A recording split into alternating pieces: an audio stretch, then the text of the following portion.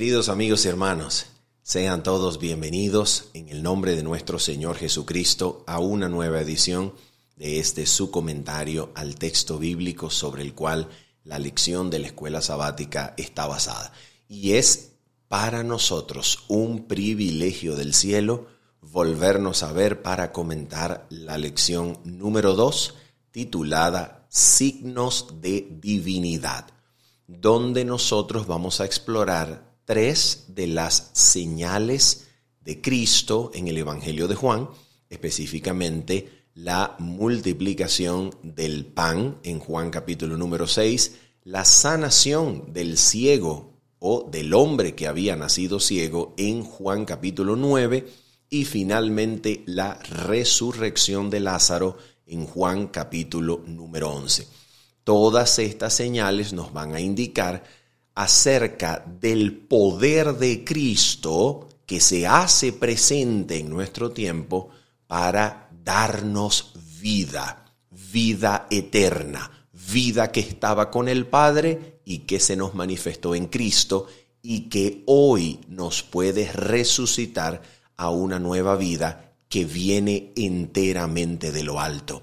La vida misma que viene de Dios resucitándonos ahora y en este momento.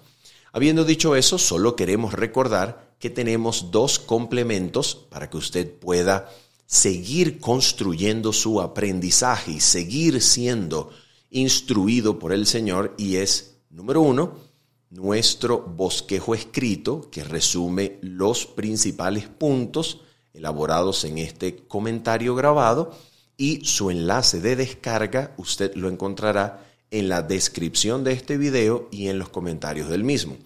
Y el día sábado a las 7:30 de la mañana, hora local de Venezuela y del este de los Estados Unidos, vamos a encontrarnos con ayuda de Dios para nuestro comentario al texto bíblico en su versión totalmente en vivo que realizamos cada día de sábado a las 7:30 de la mañana.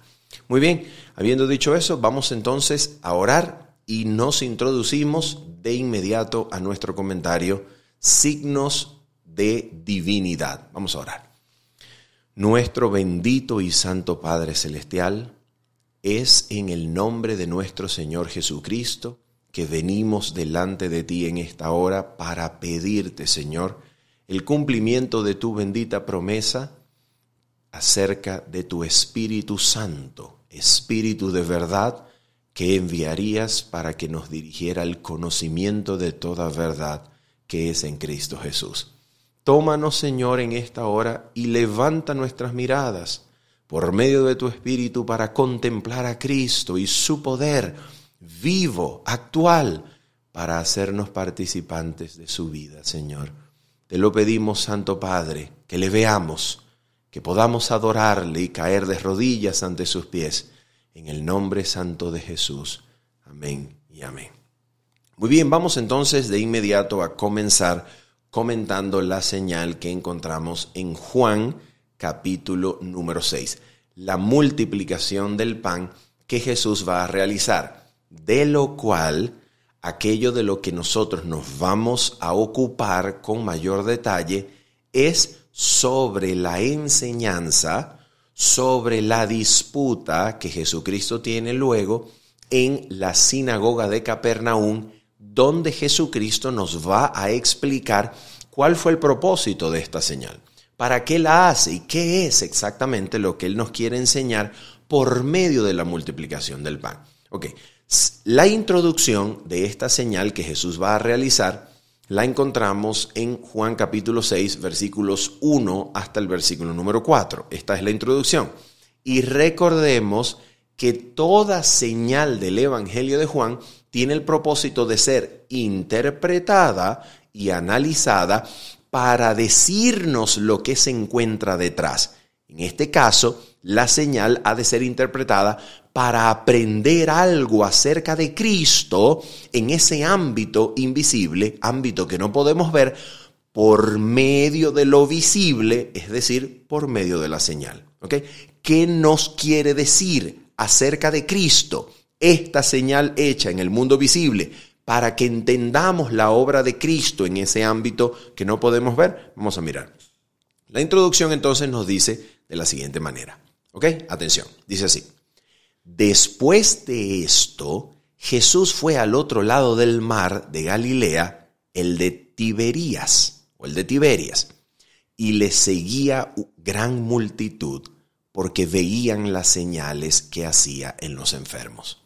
Entonces subió Jesús a un monte y se sentó allí con sus discípulos. Y estaba cerca la Pascua, la fiesta de los judíos.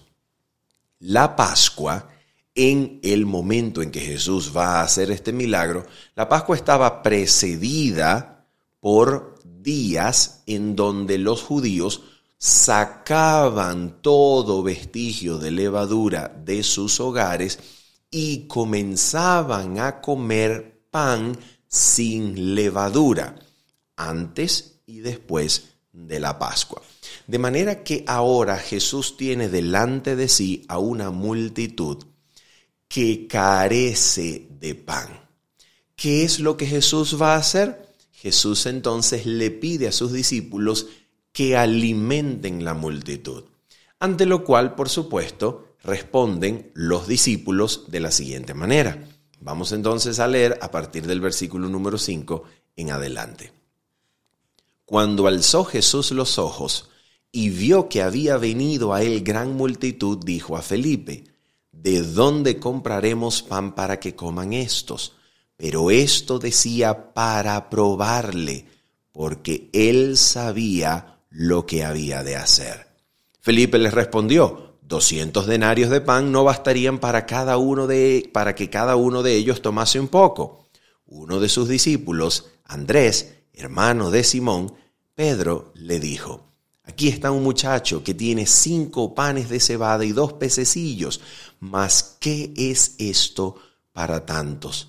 Entonces Jesús dijo: haced recostar la gente. Y había mucha hierba en aquel lugar, y se recostaron como en número de 5,000 varones.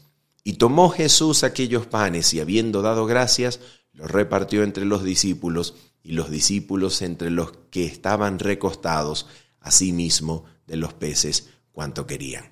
Y cuando se hubieron saciado, dijo a sus discípulos: recoged los pedazos que sobraron, para que no se pierda nada. Recogieron pues y llenaron 12 cestas de pedazos, de que de los 5 panes de cebada sobraron a los que habían comido. Vamos entonces a mirar la respuesta de las personas. Versículo 14 y 15. Aquellos hombres entonces, viendo la señal que Jesús había hecho, dijeron: este verdaderamente es el profeta que había de venir al mundo. Pero entendiendo Jesús que iban a venir para apoderarse de él y hacerle rey, volvió a retirarse al monte él solo.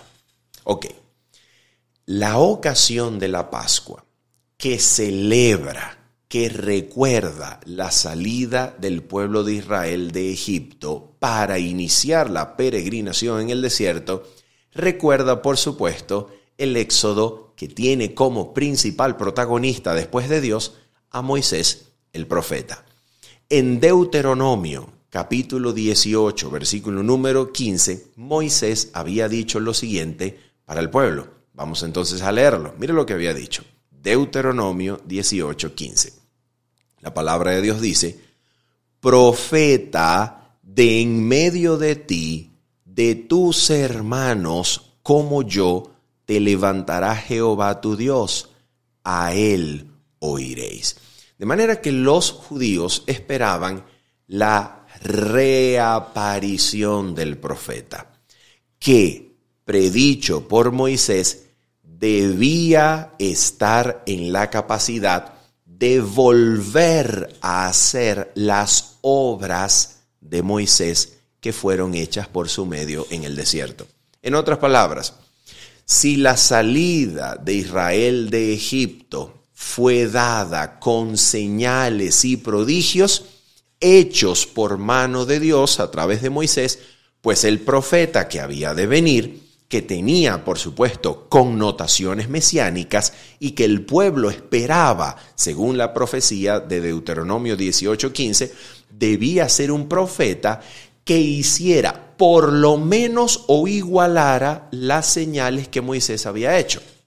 De manera que ahora el pueblo que está viendo la señal de la multiplicación del pan, ¿a qué cosa está asemejando la multiplicación del pan? Pues está asemejando a la señal obrada por Dios a través de Moisés, en donde el pueblo de Israel era alimentado cada día con el pan del cielo que los antiguos habían llegado a llamar maná, después de preguntarse, ¿qué cosa es esto? La multiplicación del pan, entonces, es una señal que se hace de manera deliberada para que el pueblo recuerde la dádiva del maná en el desierto. La cuestión aquí es la siguiente. Las personas que están viendo la señal, cuando interpretan que Jesús es el profeta que había de venir, ¿qué es lo que pretenden en sus mentes y corazones? ¿Cuál es la intención de estas personas que ven que Jesús está haciendo señales de la misma manera que Moisés las hacía en el desierto? ¿Qué es lo que ellos pretenden? Bueno, de la misma manera que Moisés libró a Israel de Egipto, pues ahora, si el profeta ha llegado con connotaciones mesiánicas, este Mesías, que iguala las señales de Moisés, debe entonces librarnos de Roma y su dominio sobre nuestra ciudad y nuestra nación. De tal manera que vamos a tomarle y vamos a proclamarle rey para que este rey inicie la revuelta, inicie la sublevación que nos va a llevar a la libertad de Roma, y no hay problema con la alimentación de las tropas. Porque si Moisés fue capaz de alimentar al pueblo de Israel en el desierto durante 40 años, ¿cuál es el problema? Que este hombre nos alimente aquí mientras preparamos nuestras tropas y nos levantamos en guerra contra Roma. Este hombre puede alimentar tropas. Este hombre, si puede alimentar tropas, puede proveer agua y puede proveer sanidad y puede proveer curación para las heridas normales causadas como daños colaterales en la guerra. En otras palabras, este hombre, pensó el pueblo, es el indicado para sacarnos de Roma de la misma manera como Moisés sacó al pueblo de Israel de Egipto. ¿Qué es lo que va a suceder? Jesús se retira. Jesús dice, no, yo no he venido para que ustedes me proclamen rey sobre ustedes y llevar a cabo una liberación temporal del yugo o dominio romano. No es ese mi mesianismo. Y la forma en la que él lo dice es retirarse nuevamente solo a la montaña para que las personas que pretendían tomarlo, apoderándose de él y hacerlo rey sobre ellos, no lo encontrasen. La gente entonces comienza a buscar a Jesús y comienza a preguntarse, ¿dónde está? ¿Dónde se ha ido? Jesús, que se había retirado, luego pasa al otro lado del lago de Galilea. Y entonces las personas al otro día toman barcas, cruzan el lago, pues habían oído que sus discípulos habían cruzado el lago, y van en pos de Jesús. Cuando lo encuentran finalmente al siguiente día, se lleva a cabo en Capernaum esta conversación entre Jesús y los que pretendían hacerle rey, que va a tener como resultado que miles que habían venido y se habían ilusionado con el hecho de que Jesús fuese rey sobre ellos, comiencen a partir y lo dejarán solo con sus discípulos, a quienes Jesús terminará el capítulo 6 preguntándole, ¿queréis vosotros también iros así como ellos? De manera que se produce una crisis en el discipulado. La gente comienza a abandonar al Mesías porque dicen de él, este hombre no quiere ser rey sobre nosotros, no nos interesa entonces sus enseñanzas, no nos interesa lo que ha venido a darnos. Si no puede librarnos de Roma, si no va a ser rey sobre nosotros, si no nos va a dar la libertad temporal, entonces no nos interesa. no importa lo que nos ofrezca, no importa sus enseñanzas. Nos interesa liberación de Roma. Si no nos va a liberar, lo dejamos. Y esto es lo que va a producir la conversación de Jesús con los que buscaron a él al otro día para tratar de hacerles rey sobre ellos. Mira la conversación. En la conversación Jesús interpreta la señal. En la conversación Jesús nos va a decir qué significa que él podía multiplicar el pan. ¿Qué quiso decirnos cuando proveyó pan para los 5,000? ¿Cuál es su enseñanza? ¿Qué tenemos que aprender? Ok, aquí comienza la cosa. Y vamos entonces a trasladarnos a Juan capítulo número 6 y el versículo número 25. Mira lo que va a decir aquí Jesús. Atención, Juan capítulo 6, versículo 25 en adelante. Leamos. Y hallándole al otro lado del mar, le dijeron, fíjate lo que le van a decir, Rabí, ¿cuándo llegaste acá? Respondió Jesús y les dijo, de cierto os digo que me buscáis, no porque habéis visto las señales, sino porque comisteis el pan y os saciasteis. Trabajad, no por la comida que perece, sino por la comida que a vida eterna permanece, la cual el Hijo del Hombre os dará, porque a éste señaló Dios el Padre. Entonces le dijeron, ¿qué debemos hacer para poner en práctica las obras de Dios? Respondió Jesús y les dijo, esta es la obra de Dios, que creáis en el que Él ha enviado. Le dijeron entonces, ¿qué señal pues haces tú para que veamos y te creamos? ¿Qué obra haces? Nuestros padres comieron el maná en el desierto, como está escrito, pan del cielo les dio a comer. Y Jesús les dijo, de cierto os digo, no os dio Moisés el pan del cielo, mas mi Padre os da el verdadero pan del cielo.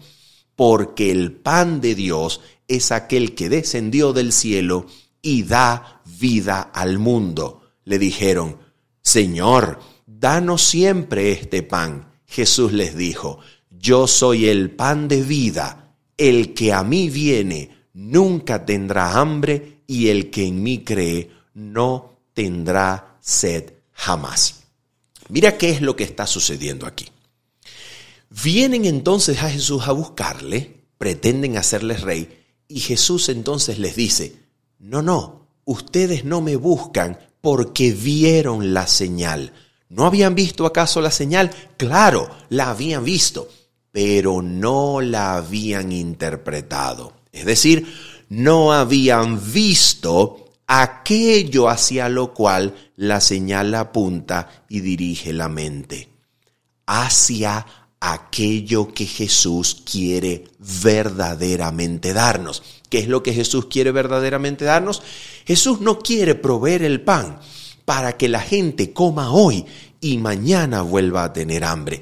Jesús tampoco quiere librarlos de Roma para que libres de Roma queden esclavizados en el orgullo nacional que carcome el corazón y les arrebata la vida eterna, haciéndolos presa del orgullo y del pecado que acaba con sus vidas.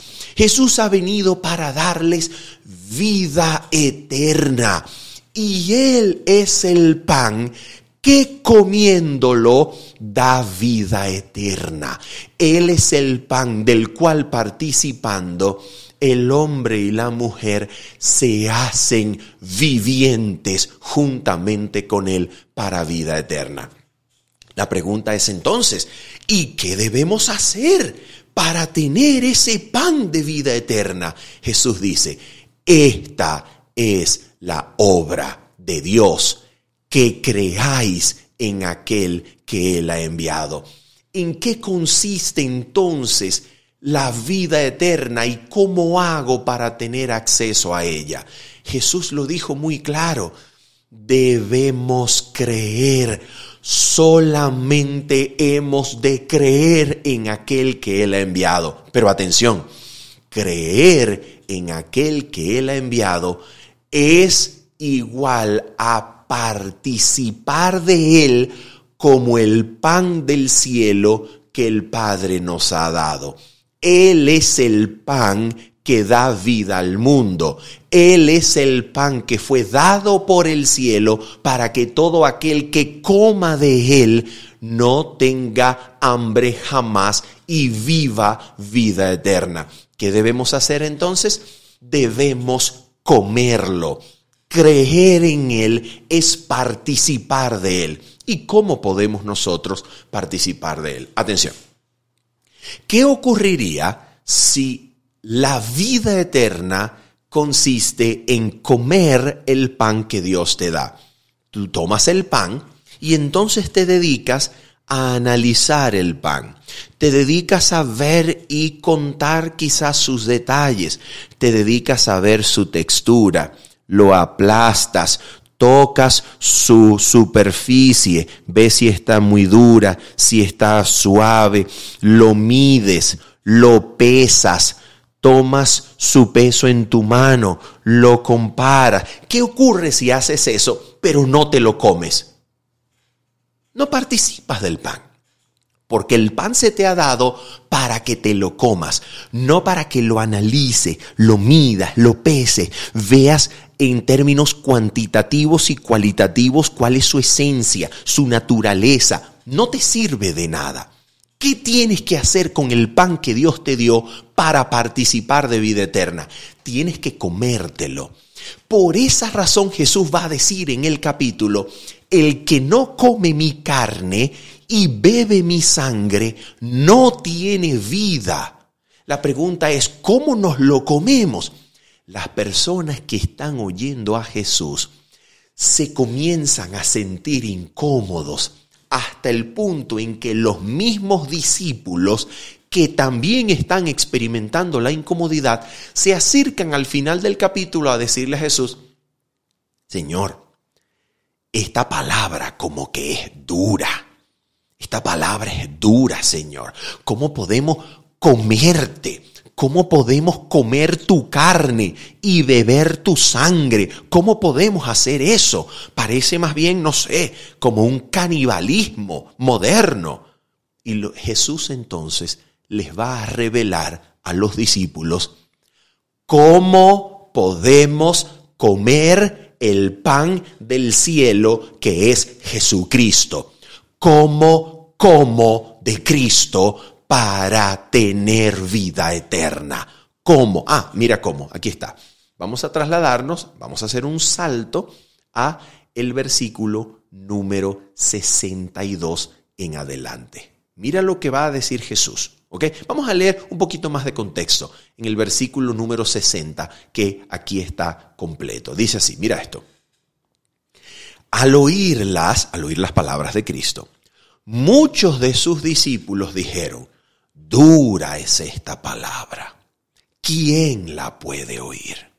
Sabiendo Jesús en sí mismo que sus discípulos murmuraban de esto, les dijo, ¿esto os ofende?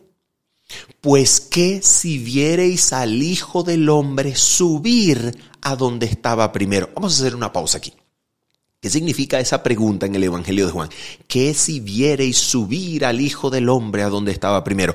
Porque esa pregunta se parece a lo que Jesús le dice a Nicodemo en Juan capítulo número 3, cuando le dice Jesús, Nicodemo, si hasta este punto, si yo os he hablado cosas terrenales y no creéis, ¿qué si os dijere y hablare de las celestiales? ¿Te das cuenta? Aquí hay algo que está en todo el Evangelio de Juan y es precisamente lo que las señales de Cristo nos quieren decir. Las señales te muestran cosas terrenales para que entiendas las celestiales. Las señales te muestran en lo visible lo que debes entender de lo invisible, pero ¿qué es lo que te va a dar vida? ¿Qué es lo que va a hacer que conozcas a aquel que envió a Cristo?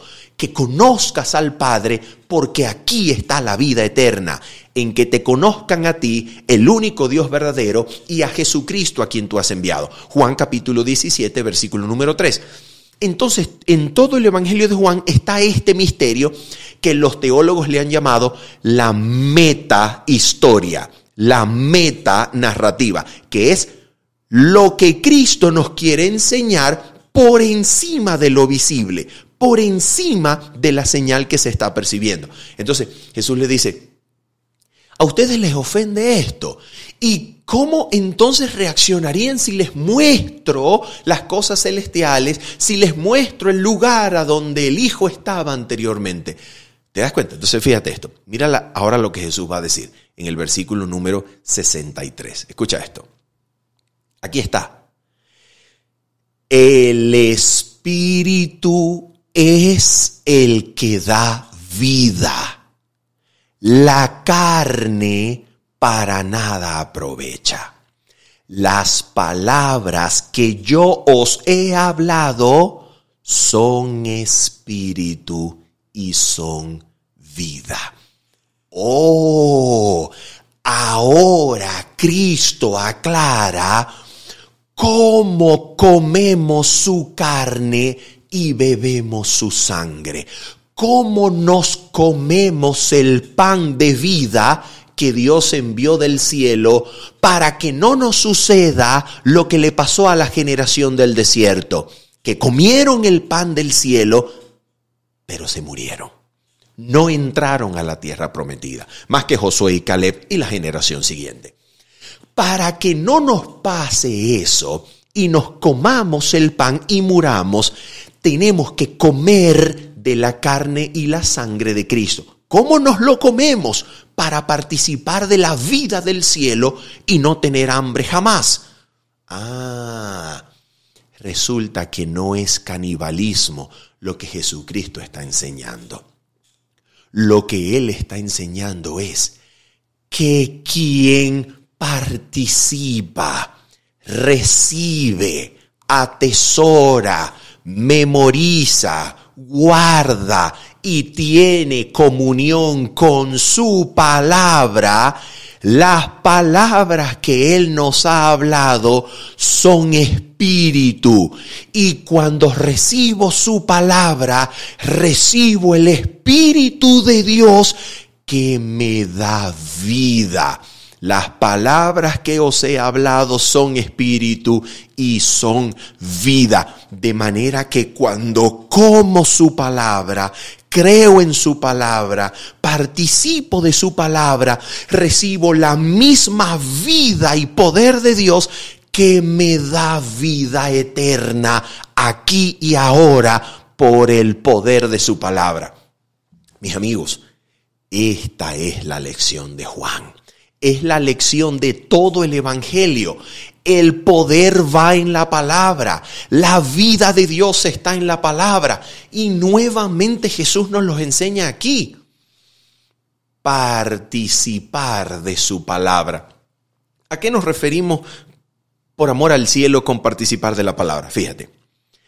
Tomar la Biblia, leerla y permitir que su mensaje lleve a Cristo a la conciencia, que le veamos por medio de su palabra, permitiendo que la imaginación se espacie en cada punto de su vida, especialmente las finales, y permitiendo que esas escenas confronten la conciencia, hará que la vida de Dios nos haga nacer a una nueva vida que viene enteramente de lo alto, que al venir de Dios es la vida eterna.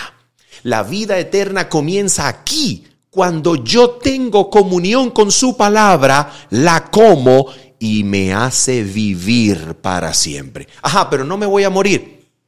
Claro que te puedes morir, pero para eso está la señal de Lázaro, para mostrarte que aunque te mueras, si llegaste a tener vida eterna comiendo su palabra, Él te resucitará al día postrero. Ya vamos para allá.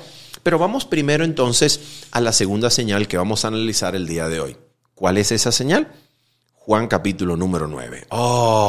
Es de mis señales favoritas, porque enseña demasiado. Juan capítulo número 9. Y vamos a comenzar a leer brevemente, porque es bastante lo que hay que leer. Vamos entonces a Juan capítulo número 9, versículos 1 al 4. Dice así la palabra de Dios. Al pasar Jesús vio a un hombre ciego de nacimiento. Y le preguntaron sus discípulos, diciendo: Rabí, ¿quién pecó, este o sus padres, para que haya nacido ciego? Respondió Jesús: no es que pecó este, ni sus padres, sino para que las obras de Dios se manifiesten en él. Me es necesario hacer las obras del que me envió. Entre tanto que el día dura, la noche viene cuando nadie puede trabajar. Y termina diciendo aquí, vamos a leer el versículo número 5. Entre tanto que estoy en el mundo, luz soy del mundo. Vamos a analizar esta introducción. ¿Qué es lo primero que está sucediendo aquí? Cuando van pasando, los discípulos ven a un hombre que había nacido ciego. ¿Qué es lo que piensan ellos? Pecado original. Alguien pecó de sus antepasados o él mismo pecó en las etapas inconscientes de su existencia para que naciera ciego. Fíjate esto, aquí hay un concepto oscuro de pecado. Pecado se hereda, heredando la culpabilidad, o el pecado nos constituye más allá de las etapas conscientes y voluntarias de la vida. Antes del ejercicio de mi voluntad, el pecado me concibe y me hace ser lo que soy. Ese es un concepto pagano, es un concepto de pecado que Jesús va a rechazar. El pecado no es ontológico, no nos constituye ni nos arroja a una existencia culposa solo por el hecho de ser descendiente de Adán o de cualquiera de nuestros antepasados.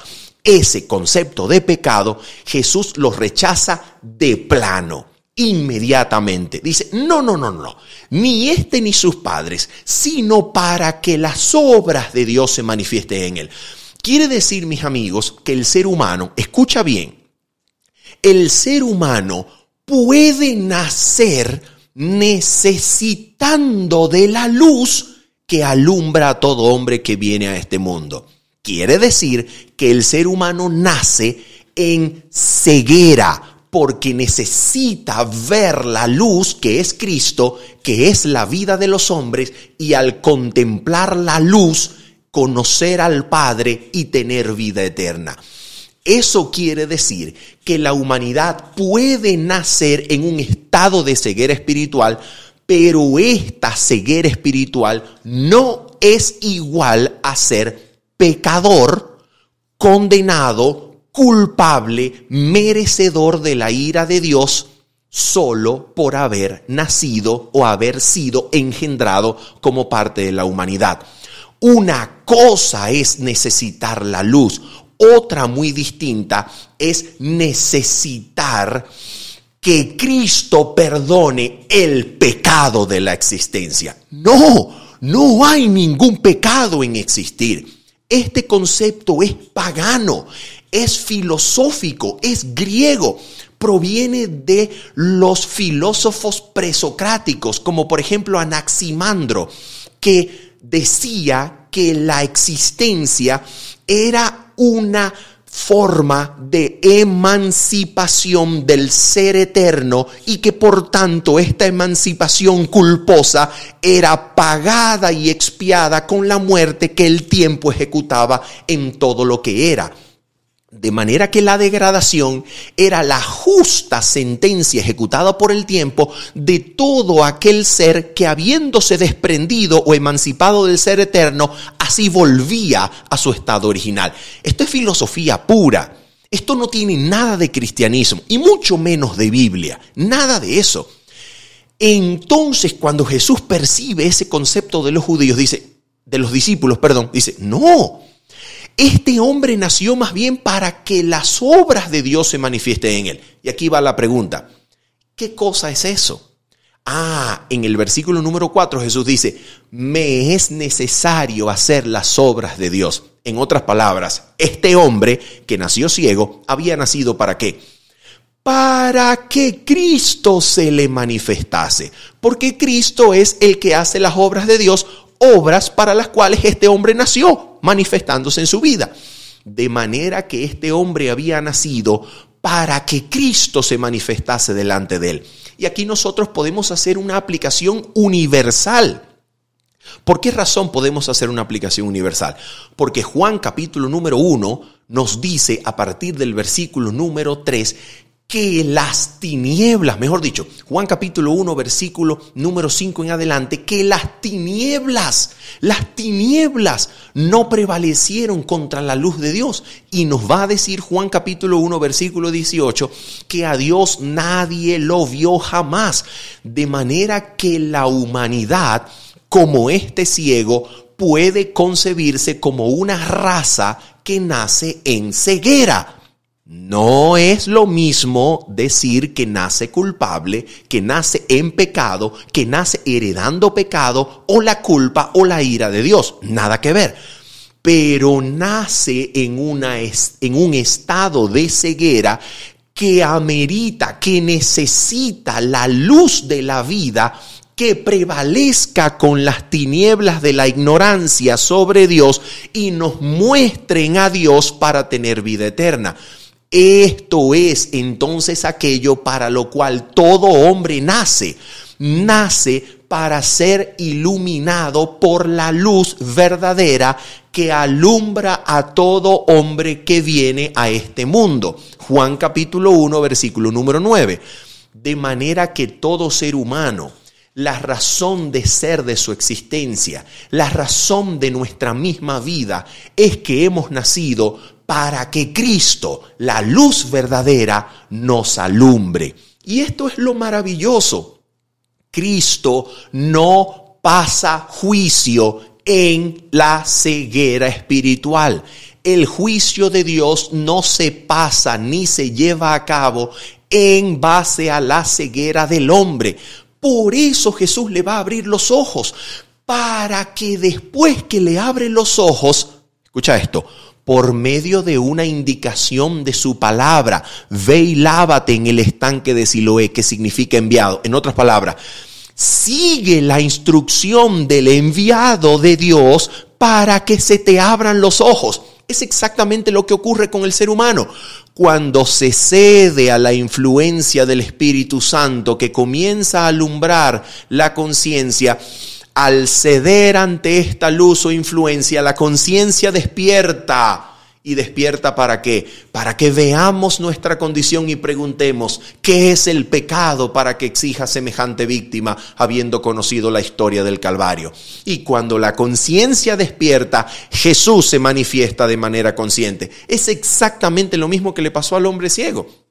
El hombre está ciego y no puede ver. Jesús le abre los ojos para luego mostrarse ante él y decirle, ¿crees en aquel que Dios envió al mundo? Y entonces el hombre que había nacido ciego dice, Señor, ¿quién es para que crea en él? Y Jesús le dice, el que habla contigo. Él es el que te abrió los ojos.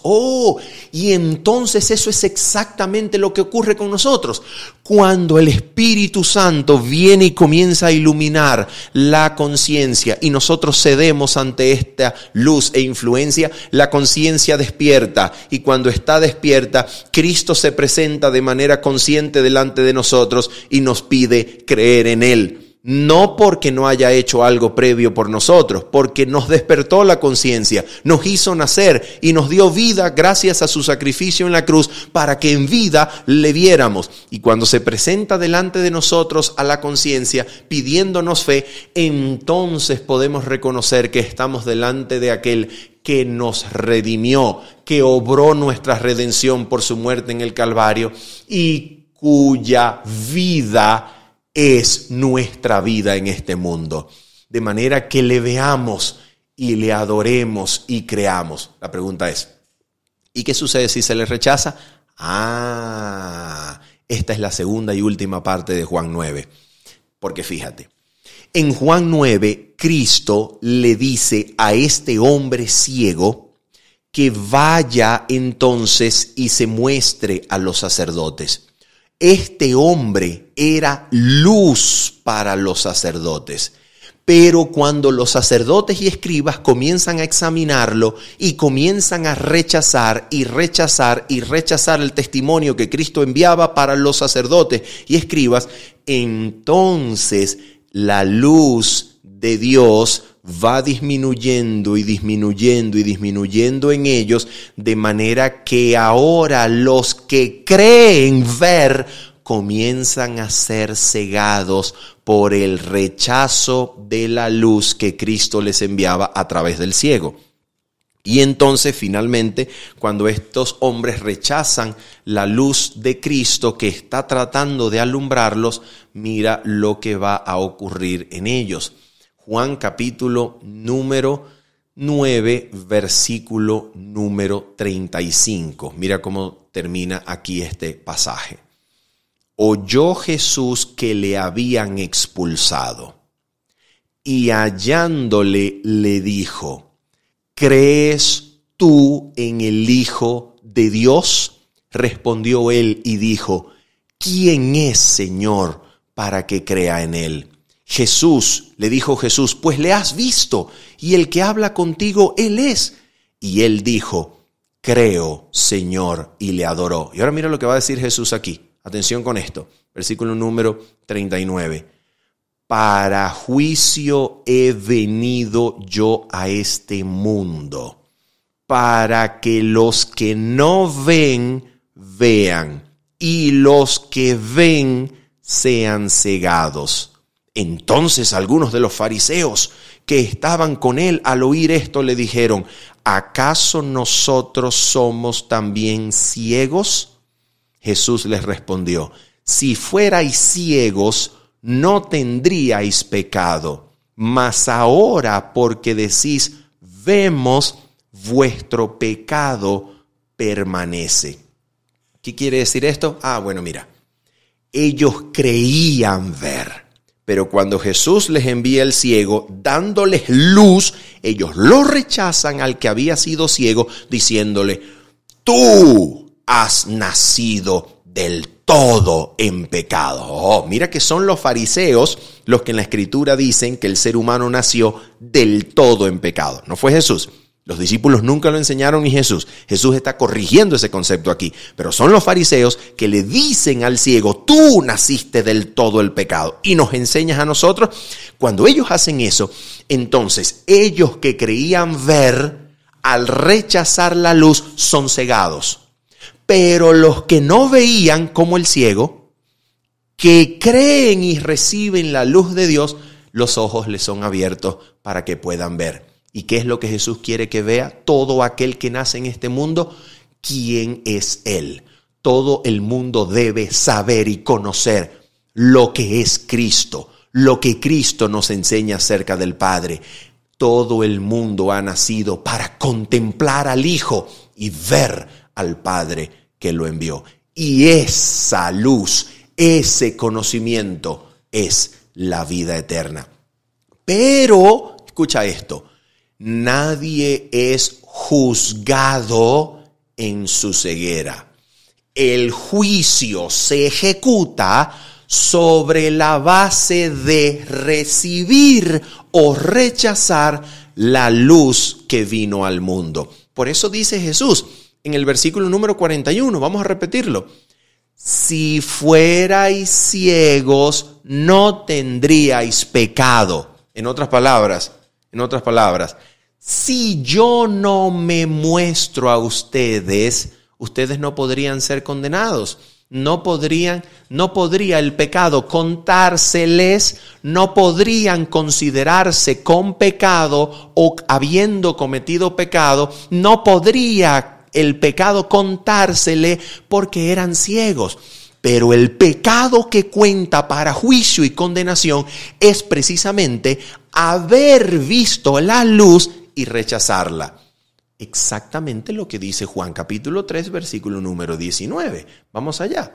Juan capítulo número 3, versículo número 19. Mira exactamente cómo se describe aquí la condenación. Mira lo que dice la palabra de Dios. Y esta es la condenación, que la luz vino al mundo y los hombres amaron más las tinieblas que la luz, porque sus obras eran malas. ¿Cuál es la condenación? No es descender de Adán y por tanto haber heredado el pecado de él o de algún antepasado previo. No. La condenación es que la luz vino al mundo, la vimos, la rechazamos y por tanto el pecado nos permanece.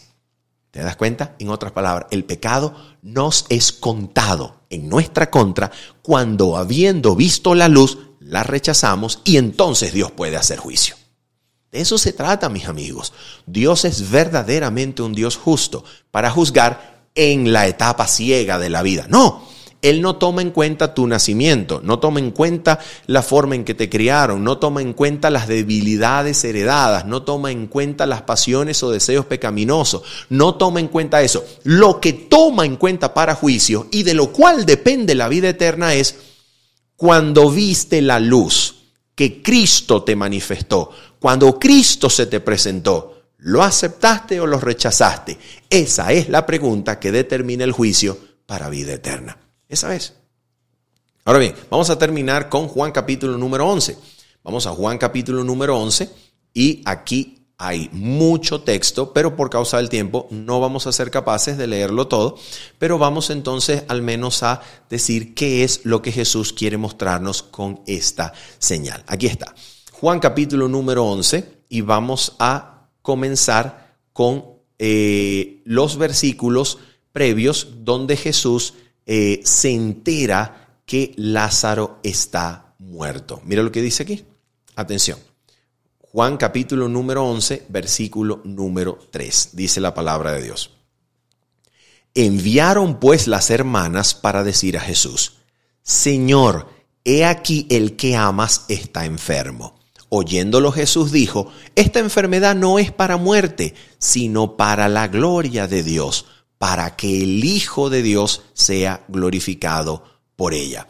¿Qué es lo que las hermanas de Lázaro están intentando lograr? ¿Qué es lo que las hermanas de Lázaro están intentando hacer que Cristo haga por ellos? Aquí está, se revela en el versículo número 21.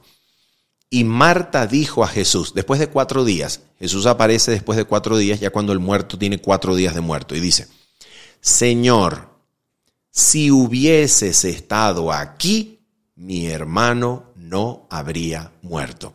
¿Qué es lo que las hermanas están intentando al codificar perfectamente ese mensaje? Señor, el que amas está enfermo. ¿Qué es lo que ellas quieren lograr? Que Jesús venga, que Jesús esté presente. Pero Jesús les quiere enseñar que Él no necesita estar presente para dar vida. ¿Por qué razón Jesús quiere enseñar eso en el Evangelio de Juan? Porque, mi amigo, usted y yo no hemos tenido comunión física, literal, con Jesús. No lo hemos visto.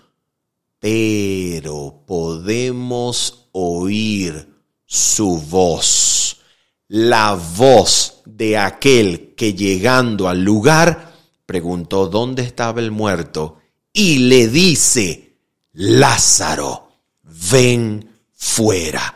La pregunta es, a ver, ¿los muertos oyen o no oyen? Porque Jesús le habla a un muerto.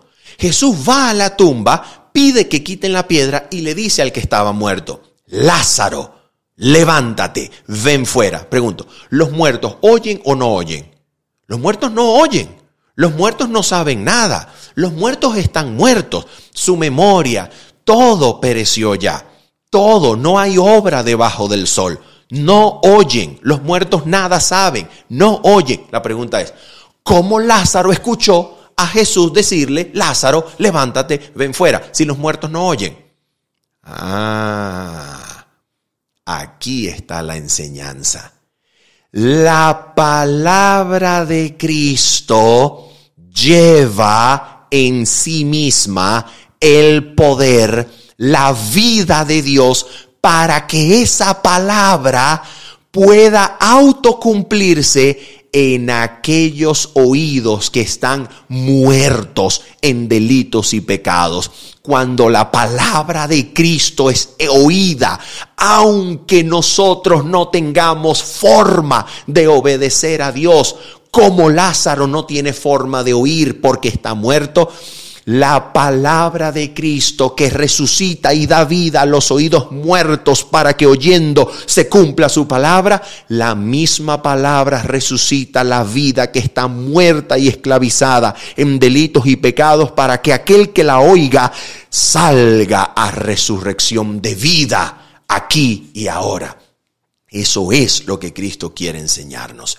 Por esa razón vamos a terminar leyendo la cita que se encuentra en El deseado de todas las gentes, página 180.